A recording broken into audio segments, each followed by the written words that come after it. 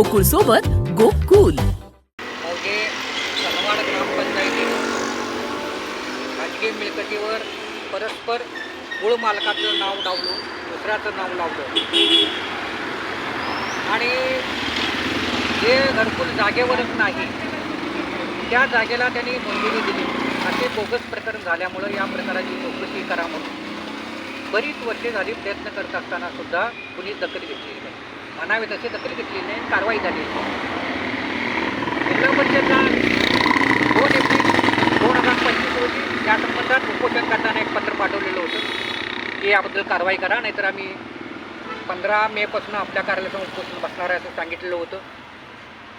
परंतु उपोषण बसू नका किंवा उपोषणापासून परावृत्त व्हा असं कुणीही आज तागायत पत्र दिलेलं नसल्यामुळं आज सकाळी जिल्हा परिषद कार्यालयासमोर उपोषणकर्त्यानं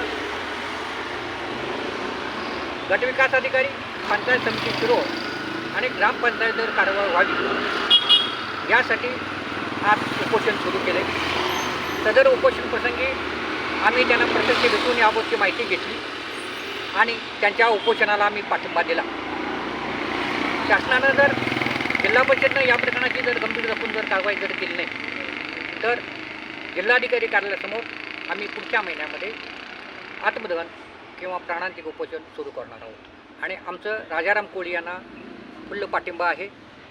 त्या पाठिंबा देण्यासाठीच मी आज कोल्हापूर जिल्हा परिषदला इथं कार्यालयासमोर हजर झालेलो आहे.